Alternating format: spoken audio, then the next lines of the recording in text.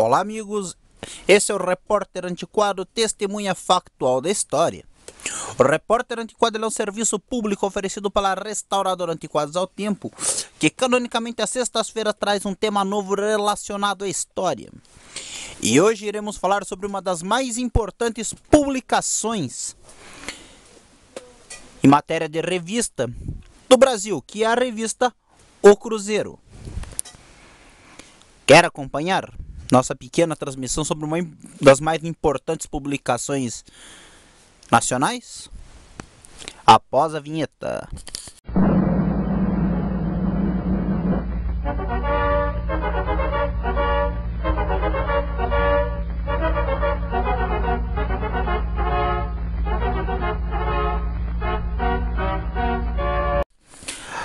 A revista O Cruzeiro foi uma revista semanal ilustrada, lançada no Rio de Janeiro ao dia 10 de novembro do ano de 1928 e editada pelos Diários Associados, empresa de Assis Chateaubriand e Carlos Malheiro Dias, e que foi seu diretor de 1928 ao ano de 1933, sendo sucedido por Antônio Ascioli Neto e depois por José Amádio, que em 1960 imprimiu um novo design editorial que ficou conhecido como Bossa Nova.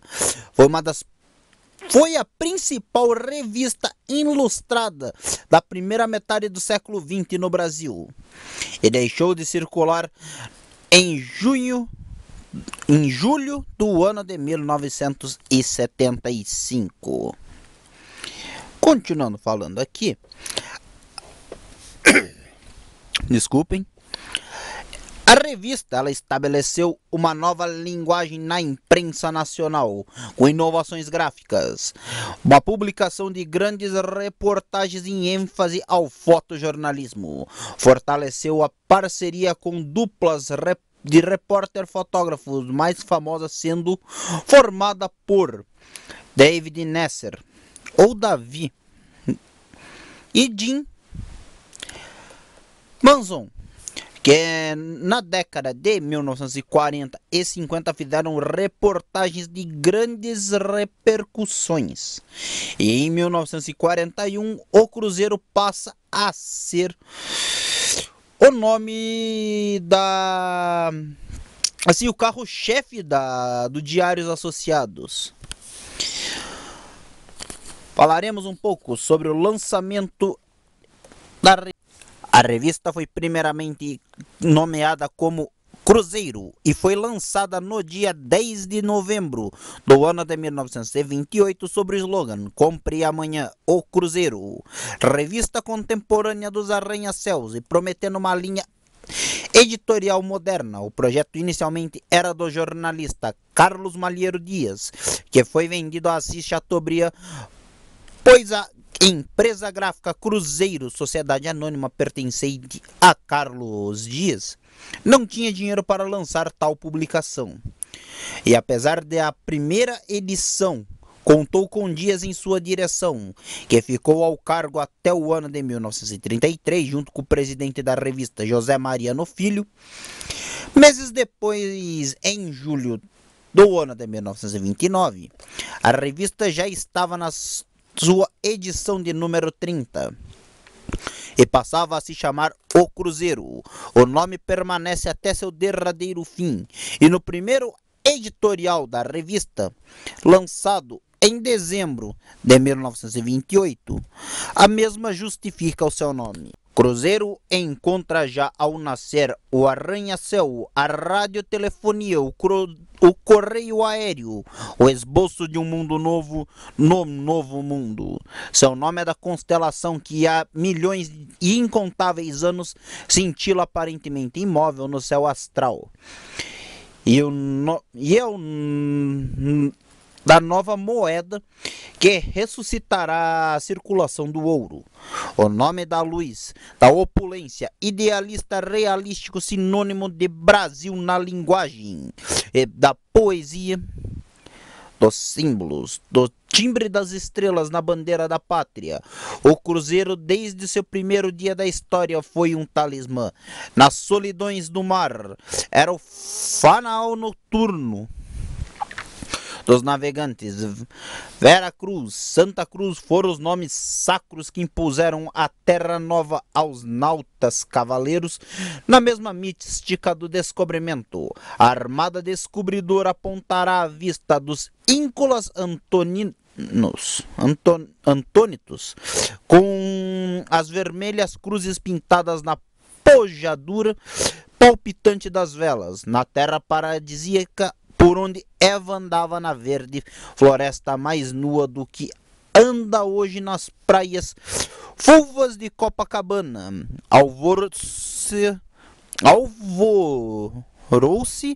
em sinal de posse uma cruz, em memória daquela que outrora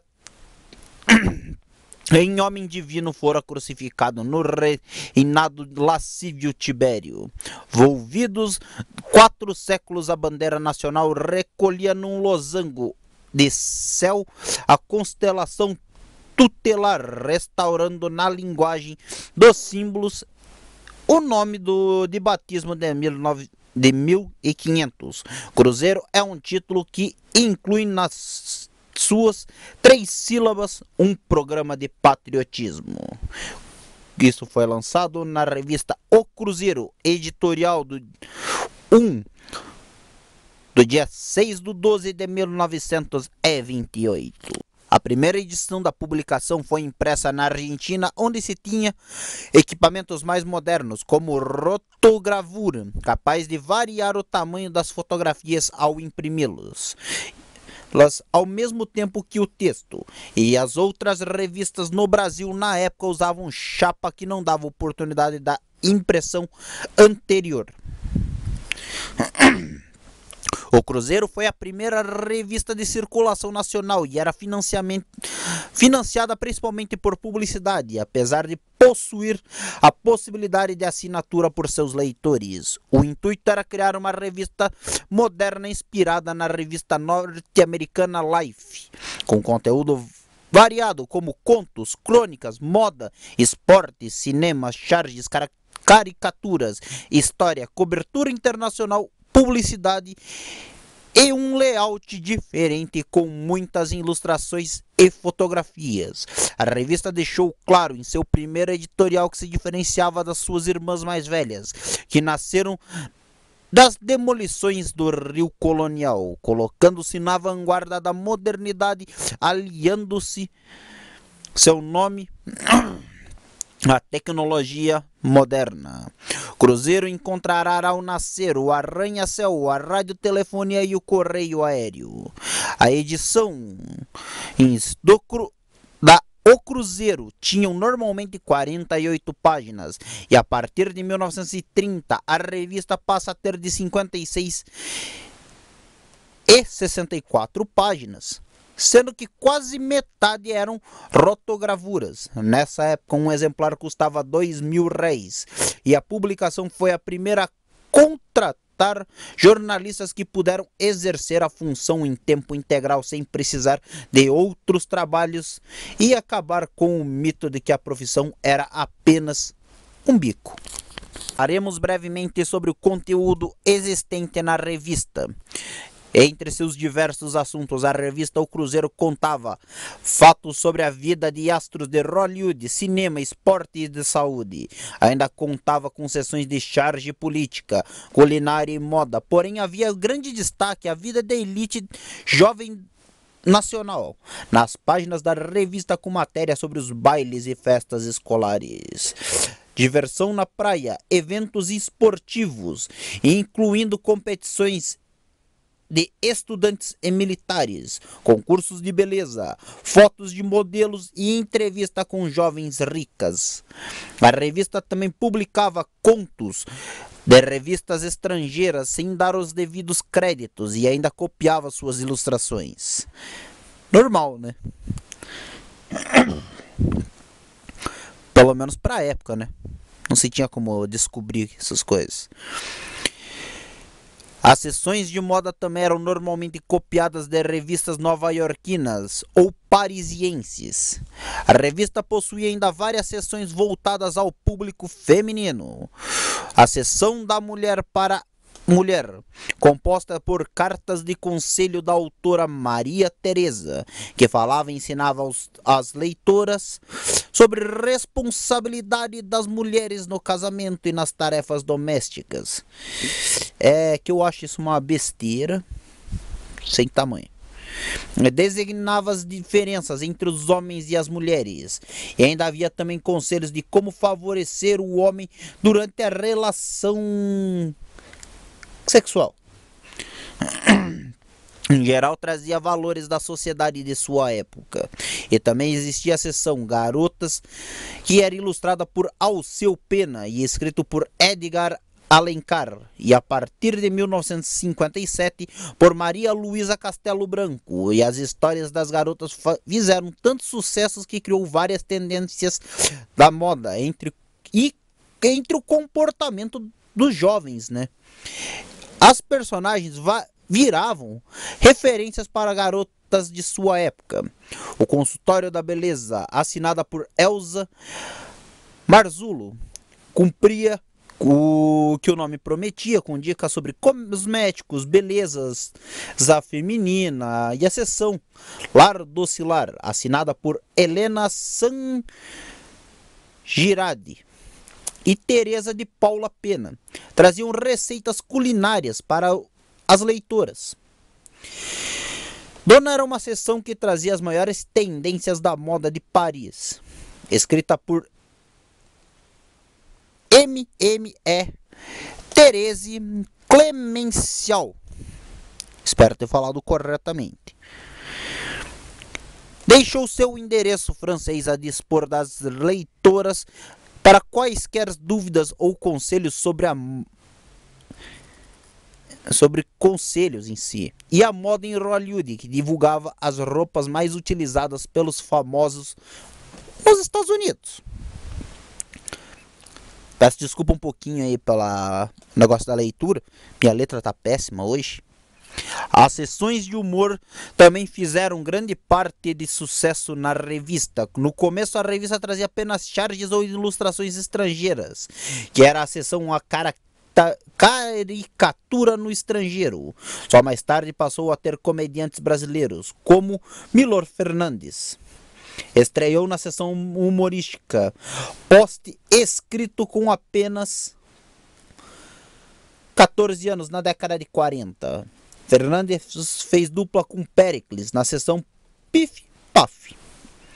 E maior sucesso foi a lançada no ano de 1943, que é a conhecida Amigo da Onça, de Péricles, que até rendeu brinquedos, enfeites, artefatos natalinos e bonecos de açúcar.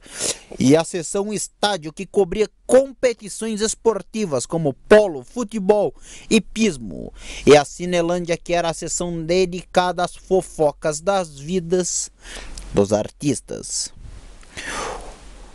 O Cruzeiro tinha também espaço para obras de literatura. Obras-primas eram lançadas em textos de Machado de Assis, Eça de Queiroz e Balzac.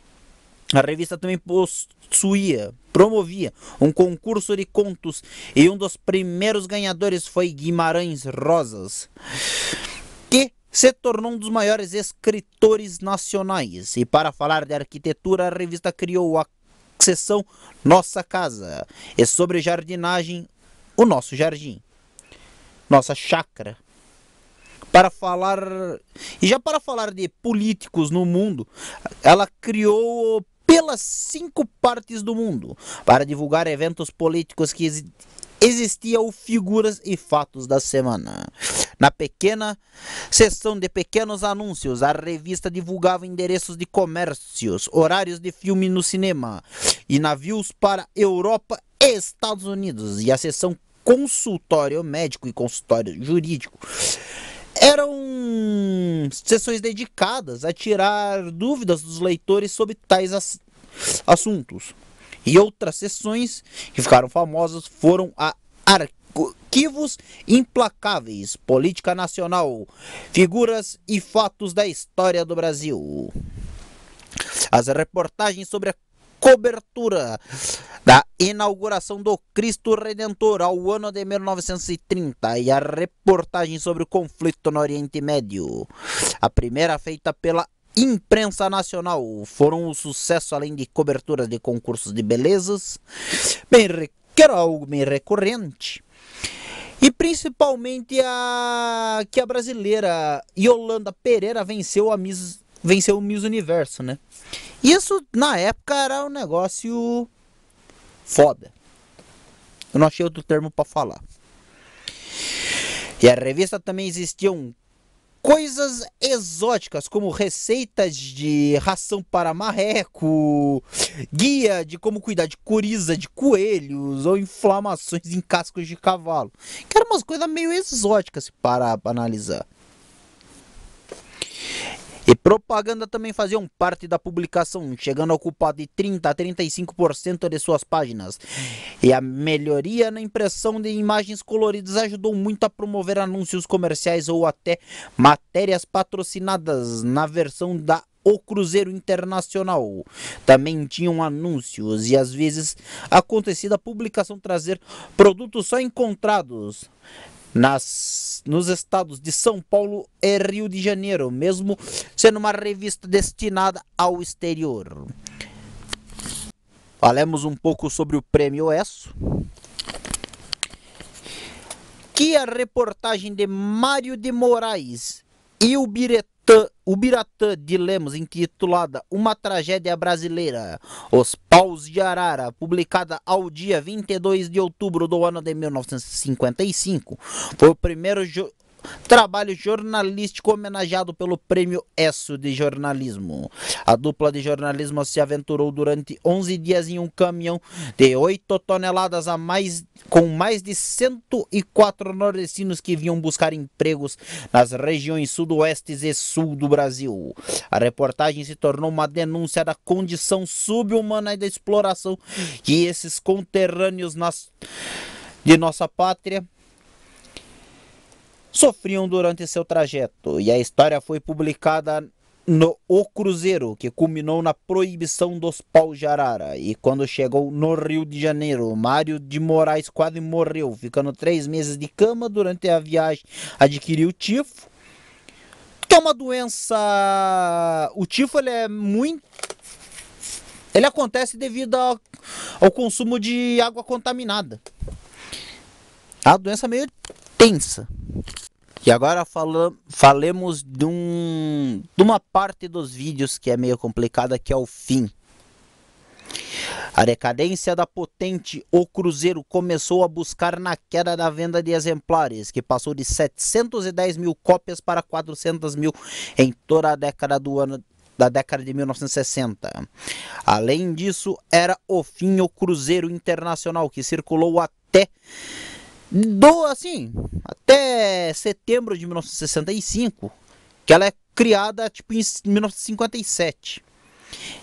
E ela circulou em diversos países da América Latina, como Uruguai, Paraguai, Argentina, Chile, Peru, Venezuela, Bolívia e alguns países do Caribe e no sul dos Estados Unidos.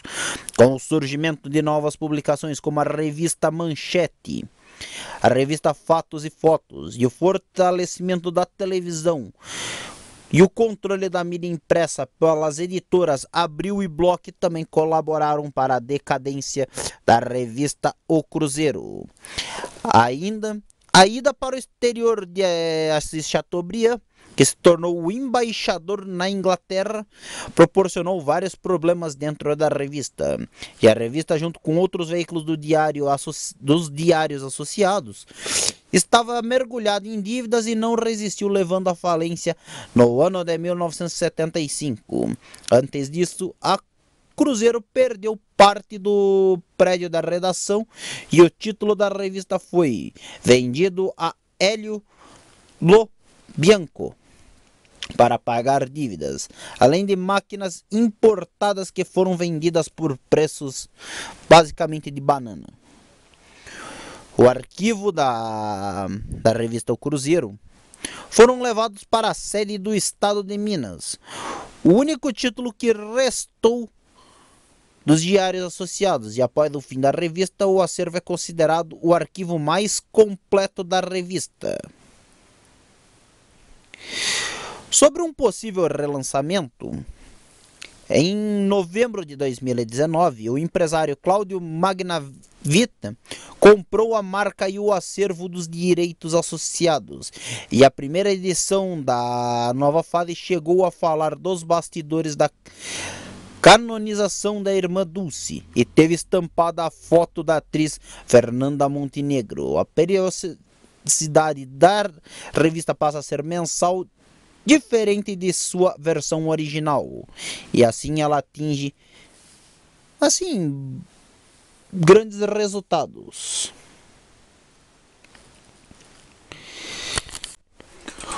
Uma curiosidade sobre a revista O Cruzeiro é sobre as tiragens, que no ano de 1942 tinha uma tiragem de 48 mil e passou em 1949 a 300 mil exemplares publicados. E que a edição mais vendida da revista em si é o exemplar que noticia o falecimento do então presidente da República, Getúlio Vargas. Que esse exemplar chegou a ser vendido cerca de 720 mil exemplares. Eu não sei o número exato, pode ser um pouco mais, um pouco menos, mas é cerca de 720 mil exemplares. E é isso, meus amigos. Esse foi mais um Repórter Antiquado, mais uma edição de nosso programa semanal, trazendo sempre um tema novo relacionado à história, né? E lembrando aos amigos, gostou de nossa transmissão? Quer ajudar o nosso canal a crescer e a continuar trazendo conteúdo à plataforma?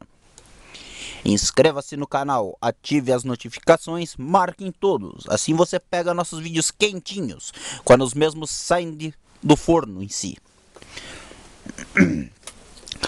Gostou do que viu? Deixe seu like, isso nos ajuda bastante. Não gostou do que viu? Por algum motivo acha que não merecemos vosso like? Deixe seu dislike. E é isso, meus amigos. Até uma próxima. Muito obrigado por assistir mais a essa transmissão. E tchau.